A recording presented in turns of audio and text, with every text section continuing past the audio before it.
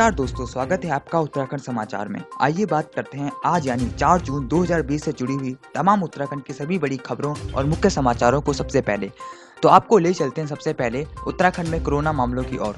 उत्तराखंड में 42 कोरोना मरीज मिलने से 1085 हुए संक्रमित, 4% से ऊपर पहुंची संक्रमण दर। राज्य में बुधवार को कोरोना के 42 नए मरीज मिले। इसके साथ ही कुल मरीजों की संख्या 1085 हो गई है। बुधवार को सबसे अधिक 15 मरीज नैनीताल जिले में मिले, जबकि हरिद्वार और देहरादून में 9, चमोली में 6, पौड़ी व पिथौरागढ़ में एक मरीज में कोरोना वायरस की पुष्टि हुई है। राज्य के अस्पतालों में 30 मरीज ठीक होकर डिस्चार्ज भी हो चुके हैं। इसके साथ ही ठीक होने वाले कुल मरीजों की संख्या 282 हो गई है। बुधवार को 1073 सैंपल की रिपोर्ट लैब से मिली, जिसमें से 1029 नेगेटिव जबकि 42 पॉजिटिव पाए गए हैं। उन्होंने बताया कि राज्य में अभी तक 34,413 सैंपल जांच के लिए भेजे जा चुके हैं, जिनमें 7,004 सैंपल की रिपोर्ट आनी बाकी है। वहीं मैक्स अस्पताल में भर्ती एक कोरोना पॉजिटिव मरीज की बुधवार को मौत हो गई।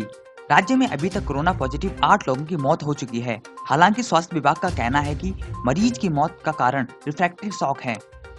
तो अगली खबर है, अब हरिद्वार आने वाले सभी प्रवासियों के नहीं लिए जाएंगे सैंपल, ये है नई व्यवस्था। अब अन्य राज्यों से हरिद्वार आने वाले सभी प्रवासियों के सैंपल नहीं लिए जाएंगे। चुनिंदा मामलों में ही लोगों के सैंपल लिए जाएंगे।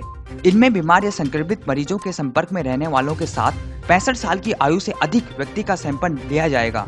सरकार ने अन्य राज्यों के आवागमन शुरू होने के बाद से सभी को संस्थागत या होम क्वारंटाइन कराते हुए सभी प्रवासियों की सैंपलिंग की जानी शुरू की थी। नियमानुसार 4 जनपदों के प्रवासियों को हरिद्वार में 14 दिन क्वारंटाइन करने के दौरान उनके सैंपल लेकर जांच को भेज दिए जा रहे थे, लेकिन अब ICMR की नई गाइडलाइंस का हवाला देते हुए CMO डॉक्टर सरोज नेथानी ने सैंपलिंग लेने के प्रावधान में बदलाव किया है।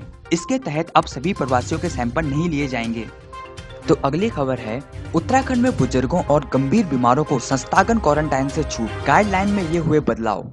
उत्तराखंड में दूसरे राज्यों से आने वाले 65 वर्ष से अधिक आयु के बुजुर्गों, गंभीर बीमारों और 10 वर्ष से कम बच्चों के अभिभावकों को 7 दिन के संस्थागत क्वारंटाइन से छूट रहेगी। इसके साथ ही गर्भवती और स्वजनों के अंतिम संस्कार में शामिल होने वालों को भी छूट दी जाएगी। हालांकि शर्त यह है कि इनमें कोरोना का कोई भी लक्षण नहीं होना चाहिए। तो अगली खबर है, प्रवासियों के लिए पर्यटन क्षेत्र में जल्द स्वरोजगार योजनाएं होंगी लॉन्च। मुख्यमंत्री त्रिवेंद्र सिंह रावत ने कहा है कि पर्यटन सेक्टर को उभारने को प्रवासियों व अन्य लोगों के लिए जल्द ही योजना लॉन्च की जाएगी। पर्यटन विभाग के अफसरों को इसके लिए अध्ययन करने के निर्देश दिए गए हैं। उत्तराखंड में एक देश एक राशन कार्ड योजना भी अगस्त से लागू की जाएगी। बुधवार को स्काइप के माध्यम से पत्रकारों से बात करते हुए त्रिवेंद्र सिंह रावत ने कहा कि पर्यटन क्षेत्र में भी ऐसी 2-3 योजनाएं जल्द शुरू की जाएगी। पहले कैबिनेट में इस पर चर्चा की जाएगी। प्रवासी और अन्य बेरोजगार इन योजनाओं का फायदा उठा सकेंगे। इनमें भी 10 से 25% तक की सब्सिडी का भी प्रावधान रहेगा। उन्होंने कहा कि एक देश एक राशन कार्ड की सुविधा शुरू होने से मजदूरों और प्रवासियों को राहत मिलेगी और वे कहीं भी राशन ले सकेंगे। तो अगली खबर मौसम विभाग से है, भारी बारिश की चेतावनी, पहाड़ों में ओलावृष्टि का ऑरेंज अलर्ट।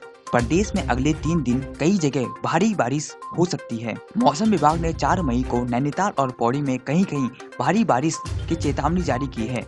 वहीं 5 मई को कुमाऊं मंडल में भारी बारिश का ऑरेंज अलर्ट जारी किया गया है। मौसम विज्ञान केंद्र के निदेशक विक्रम सिंह के अनुसार 4 जून को प्रदेश में अनेक स्थानों पर बारिश हो सकती है। नैनीताल और पौड़ी जिले में कहीं-कहीं भारी बारिश के बीच तेज बौछारें भी पड़ सकती है।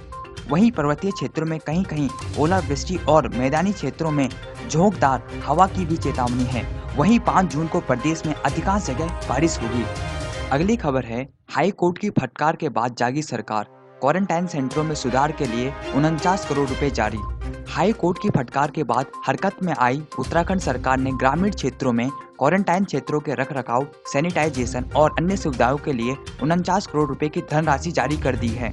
शासन की ओर से जारी धनराशि के तहत नैनीताल, उधम सिंह नगर, देहरादून, टिहरी, हरिद्वार, पौड़ी और अल्मोड़ा के 3-3 करोड़ रुपए जारी किए गए हैं। इसके अलावा बाकी 6 राज्यों में 2-2 करोड़ रुपए जारी किए गए हैं। कुल मिलाकर 33 करोड़ रुपए जिला अधिकारियों को जारी कर दिए गए हैं। इसके अलावा चिकित्सा, स्वास्थ्य एवं परिवार कल्याण विभाग को लगभग 16 करोड़ रुपए जारी किए गए हैं। अगली खबर है, सामने आई अमरनाथ से बर्फ के शिवलिंग की पहली तस्वीर। 23 जून से शुरू होनी थी यात्रा, होगी या नहीं अभी तक तय नहीं। बाबा बर्फानी की पहली तस्वीर सामने आई है। तस्वीरों में अमरनाथ गुफा और उसके ठीक पहले का इलाका नजर आ रहा है। चारों ओर बर्फ है और गुफा के भीतर बर्फ का शिवलिंग पूरा बन चुका है। हालांकि ये तस्वीर किसने ली है इसका पता नहीं है।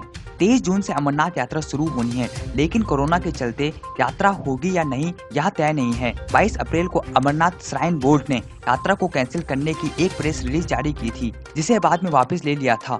सूत्रों के मुताबिक श्राइन बोर्ड ने इस बार कोरोना के चलते यात्रा का समय सिर्फ 15 दिन करने का प्रस्ताव दिया है, जिसमें यह भी कहा गया है कि यात्रा सिर्फ बालटाल रूट से करवाई जाएगी। गौरतलब है कि यात्रा का पारंपरिक रास्ता पहलगाम, चंदनवाड़ी, शेषनाग, पंचतरणी से होकर जाता है। उत्तराखंड चैनल को सब्सक्राइब करें उत्तराखंड से जुड़ी तमाम छोटी और बड़ी खबरों को सबसे पहले देखने के लिए।